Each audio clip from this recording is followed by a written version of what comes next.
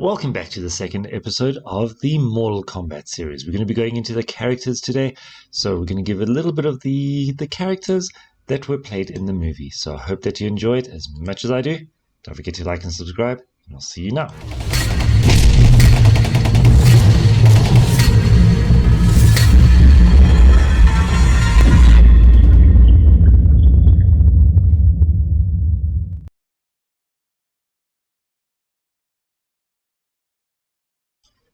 Hello and welcome back to Rocking at the Movies. My name is Shane Comley-White, and today we are going to go through some of the characters from the original episode that we did. This is episode 2 of Mortal Kombat. Okay, so today we're going to be focusing on the main 4 good characters. We'll cut out Rayden for now because we'll get to him because he's more of a god, but we'll be working with majority of the Earthrealm characters, and that is going to be Sonia Blade. It's going to be Johnny Cage, Liu Kang, and one of the other princesses from one of the other realms, and that's Princess Katana. So that's she's going to have a tiny little segment in this show. But before we continue, please can I ask you to subscribe? Got it right this time as well. You see, I'm still getting used to this program. Please can you just subscribe, hit the notification bell, and don't forget to comment as well, because every single comment counts and every single subscriber, and also everything works. Remember what I said last time? This whole channel is dedicated to building up funds for our stunt team and our development team. So I greatly appreciate every single subscriber that comes through. And thank you so much for all the comments and the messages and also all the likes that I'm getting from all of you. So I really appreciate it. Right, let's move on. So what we're going to be doing is I'm going to be going through a couple series and little scenes and a couple pictures of each character. We are going to be starting off with Sonia Blade. Now, these are the characters from the movie itself. So it's not from the game. We're not going to be talking about all of the different fantastic techniques and moves that they've got in the games itself, but only from Mortal Kombat 1, which is the first movie, from 1995. All right, so I hope that you're ready to get in and go with us. Okay, so let's go. So talking about Sonia Blade. Sonia Blade. She was a military kind of person. Okay, so she, in the movie, it almost looked like she was from the SWAT team kind of style. And if you see her clothing, is always dressed in black and all that kind of stuff. And she is a combat person, so she did all the fighting. And she's a very beautiful, strong, tough kind of individual, but very hard-headed. She didn't like help from anybody. She always preferred to do things herself, and she always found that she couldn't rely on anyone else. And that is one thing that she had to learn throughout the movie, to rely on the team so she could also prevail and help win the tournament. Now, in a couple of the pictures that you see there, there's one where she's doing the handstand with a bit of a leg lock around Kano's neck, and that was the featured technique that she had in this movie. So they didn't go into all the others, but I'll go through some of the other techniques that she's got. But her main nemesis was Kano, because Kano killed one of her partners, and she went on a revenge streak to just try and get back for her partner's death and get Kano and try erase him and bring him to book. Sadly, didn't work. However, she snapped his neck. So I think that's justice in itself. But please don't do that. I'm not condoning that you should do that, but that's what she did in the movie. So some of the characteristics or the powers that she does have going forward in some of the movies and also in all the other games, she's got power rings. Now she shoots these energy-like bolts out of her arm or from her bracelets itself that she's wearing as well. She's got her leg grab. Now that is one of her signature ones, as well as the leg throw. So in the games, she'll jump up, grab you with the legs, and then throw you down to the ground, which is crazy. She is also very well known for her high-flying kicks. Like you can see that in one image on the top there. And also with her equipment that she uses. So because she's part of the military or part of the special forces, she understands her guns and she understands her weaponry that she needs to actually use. So she uses a whole lot of different tactics the whole way through. So not only hand-to-hand combat, she also uses a lot of realistic guns, bombs, knives, the works. So she's quite a badass kind of girl. Don't want to cross with her on a bad day. All right, let's move straight on to Johnny Cage. Now, Johnny Cage is if I can say, he's one of the arrogant kind of actors or wannabe actors who's trying to rebuild his name and his fame and to try get into all the movies. And when you see him in this movie, he starts off, or you get introduced to him on set. And while he's on set, he's arrogant. And the people that he's fighting don't do what they're supposed to do. All the action heroes, all the stunt guys don't actually fall down when they're meant to fall down. And he gets so cross and gets so arrogant. But he's a typical guy that has the extremely rich kind of clothing, expensive glasses. And that brings me to one point in the movie. Goro decides to take his glasses and crush them. And there's two versions of it. Obviously, I'm going to do the PG one now. But he says to Goro, "That was a $500 pair of sunglasses." And that's it. But obviously in the non-PG one, he has a little bit of a swear word that goes with it. So we just got to be careful with what we say. Now, just to go back to it quickly, before I forget to mention, Sonia Blade was played by Bridget Wilson Sampras. And Johnny Cage is by Lyndon Ashby. He's been in a couple other movies as well. So his claim to fame is his flexibility. He's got quite a few different techniques that he does use. And he also uses a thing called a shadow kick. Now, the shadow kick is when he kind of moves very, very quickly and you see a ripple effect or a shadow of his stance that he's in at the moment. He either does a kick or even does the shoulder jab, as far as I remember. He's apparently got like godlike strength and godlike abilities, and his flexibility that comes with it.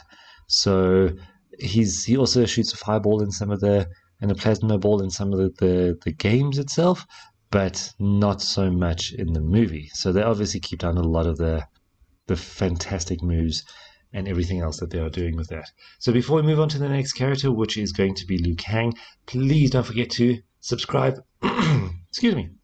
Subscribe, hit the notification bell, and send me a comment or two, and give some more information about the characters that I've spoken about so far, and the ones I'm going to do now as well. So Sonia Blade, Johnny Cage, and Liu Kang.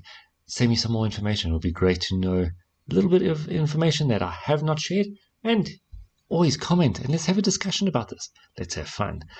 Next character that we are going to be going to, and it's going to be, like I say, a short little snippet on each of them. I've got two more to go. This guy is the favorite in the movie, and this is Liu Kang. Now, Liu Kang is the typical Eastern kind of guy, and I always think that he kind of is molded around Bruce Lee in a way. So got the muscles, got all that, but he looks a lot like Philip Ree from Best of the Best, his body-wise, his build.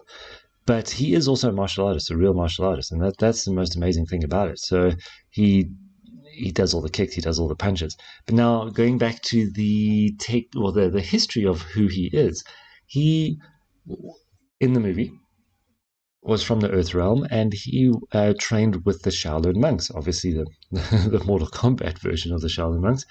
And his brother was also in the monks, and he wanted to fight for the realm, and Liu Kang didn't actually believe that this whole thing was done. He didn't believe in the destiny of all this, and he didn't want to get involved with all this kind of fighting, with all the Outworld and all that.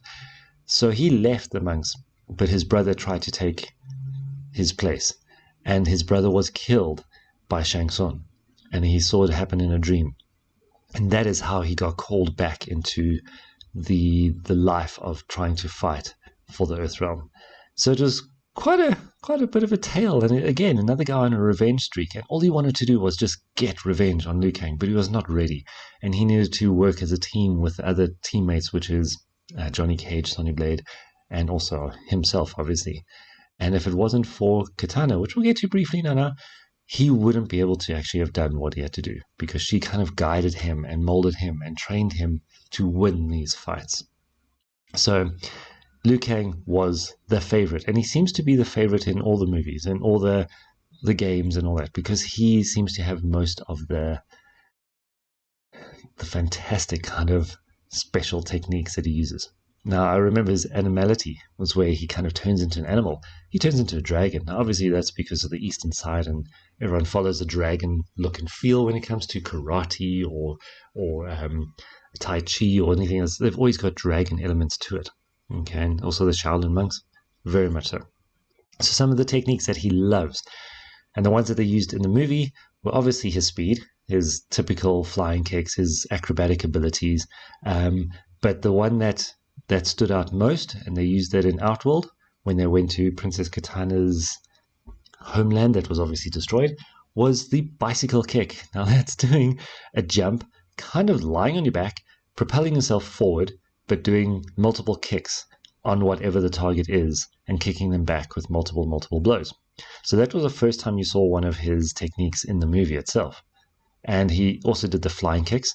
Now, the typical karate or martial arts flying kick where you're jumping through the sunset, this is a vision that I always have, jumping through the sunset, and you are doing a side kick all the way to the side, and your body's in the right position, and those are the flying kicks that you got.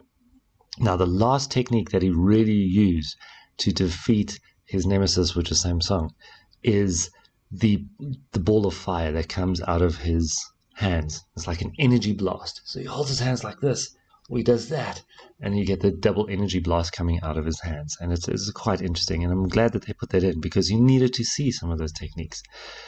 So, just going back to that image of him as well, you can see him right at the bottom image there in the middle. That was the last one that he used those techniques in. Actually, sorry, the middle one. Apologies. So he was played by Robin Shu. Okay, and Robin Shu is definitely a character that has the ability to do martial arts. So most of the kicks that you saw there was actually him doing it. Next person that is up, and it's our last person for today. But before we do go to this, please again, it's right here. It's a reminder. Please go there, like and subscribe. It'll be great. And also, if you've got any more information about Liu Kang, send it through. I'd love to know because I'm doing a little bit of research just to get through these videos as quickly as possible so I don't drag them on for hours and hours and hours. But start the conversation. Talk about the movie. Let people know what is going on and what else they don't know about Liu Kang or Johnny Cage or even Sonia that I haven't even said yet.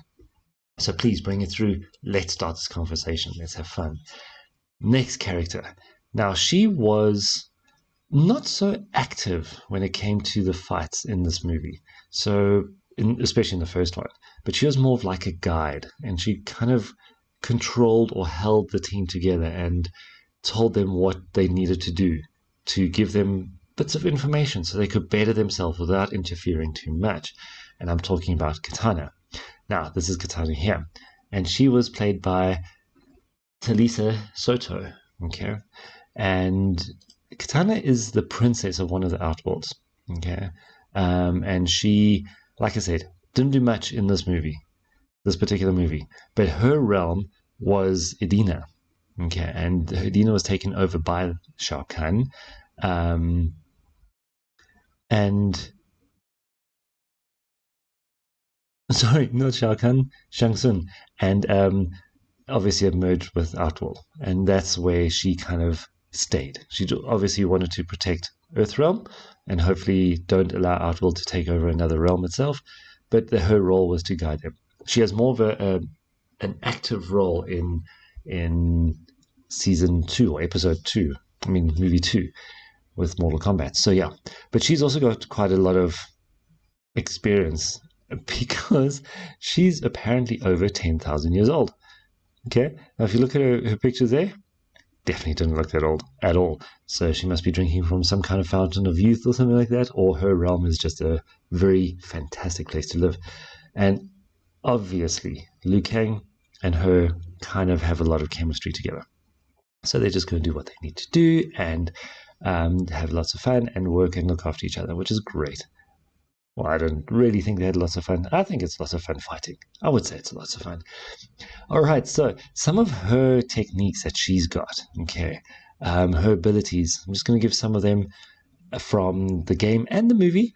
She fights with one of those fans, those Chinese or Japanese kind of fans, okay, and they've got blades on them, and she uses those, and that's what she is mostly known for when it comes to the techniques that she does. Obviously, a lot of throws, the square wave punch, which means she jumps into the air and she punches out. The square wave kind of technique that comes out, or energy blast that comes out of that. And so, yeah, but like I say, she does a lot of fan lifts, stabs, fan throws, the swipes, the cuts, a lot of pretty kicks. Obviously, because she's a very well-built and well-toned individual, that she has to look the part as well, and they always made her look quite fantastic in the clothing that she wore and all that kind of stuff. Tons and tons of different techniques: teleportation, bounce backs, assassin strikes. Tons. Yeah, but we're gonna have to see those in the next one whenever I do the next movie. All right, the next Mortal Kombat movie. So, like I said, please subscribe. This is just to grow our channel so we can get a lot more income and funds for our stunt team, so we can buy equipment. We got to buy a whole bunch of airsoft guns, and so we can start doing a lot of that training, so we look the parts when we actually go into the different movies that we're doing. So greatly appreciate it if you wouldn't mind. I'd love it if you could like and subscribe. Hit the notification bell so you don't miss out on all the other episodes that I do have coming up. The next episode that we're going to be doing is obviously on the villains, and that's where we're going to be talking about Shang Tsung and Goro and even Kano and all the others that we saw in that movie. So there's going to be quite a few more, so it's going to be slightly longer. So don't miss out on that one. Some people like the villains more. Personally, whenever I played the game, I'd always used to play with Sub-Zero. I don't know why. I just like the look of the ninja thing, and obviously the headdress and the mask and everything else that he wore, which is brilliant. All right, we're going to be ending off today. Don't forget, come back for the next one. And if you can, I greatly appreciate all the likes and subscribes. See you soon.